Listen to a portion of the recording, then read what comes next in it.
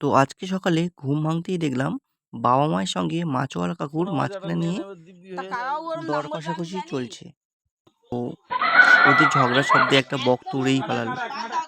তারপর বাবা-মা দেখলাম মাছ কিনা নিয়ে আ বিভিন্ন কথাবার্তা বলছে, দাম দর নিয়ে কথা বলছে। তারপর অবশেষে মাছ কেনার পর মা সজনে খাঁটা দিয়ে মাছ খুব সুন্দর করে রান্না করল। সেটা খেয়ে আমি আমার কাজের উদ্দেশ্যে বেরিয়ে পড়লাম। ১ম এ মুখে রুমালটা বেঁধে নিলাম। তারপর হেলমেট পরলাম। আর তারপর আমি আমার চোখে চশমা দিয়ে সবাইকে টাটা করে আমি আমার কাজের উদ্দেশ্যে বেরিয়ে পড়লাম। তো রাস্তা দিয়ে যখন যাচ্ছি দেখছি চারদিকে ঝলসানো গরম, প্রচণ্ড তাপ। আর আশেপাশে গরু ১ টা ২ টো ছাড়া আর কোনো জনপ্রাণী নেই। একটা কোনো গাড়ি যাচ্ছে না রাস্তা দিয়ে। আর গ্রীষ্মের তাপের ফলে গাছের পাতাগুলোও ঝলসে গিয়েছে। শুধু মাঝে, মাঝে একেকটা তাল গাছ এক পায়ে দাঁড়িয়ে মুখ তুলে তাকিয়ে আছে। তো আমি সোজা আমার কাজের দিকে সোজা বেরিয়ে যাচ্ছি। তো যেতে, যেতে আমি অবশেষে মেন রাস্তায় এসে পৌঁছালাম। আর একটা চা দোকান দেখে সেখানে একটু ঠান্ডা জল কিনলাম। আর আমি আমার বাইকটাকে একটা গাছের তলায় দাঁড় করিয়ে রেখেছি।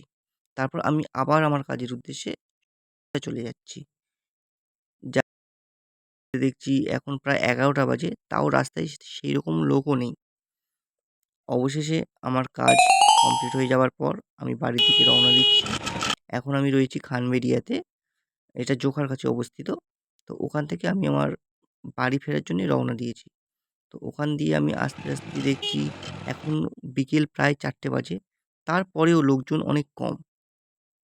তো আমি আমার মতো আসতে চলেছি।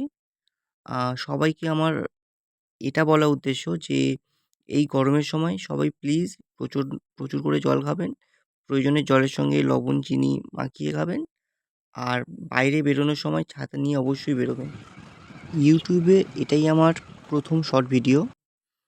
আমার এই চ্যানেলটাকে এগিয়ে নিয়ে যাওয়ার জন্য আপনাদের সবার সমর্থন আমার একান্ত প্রয়োজন।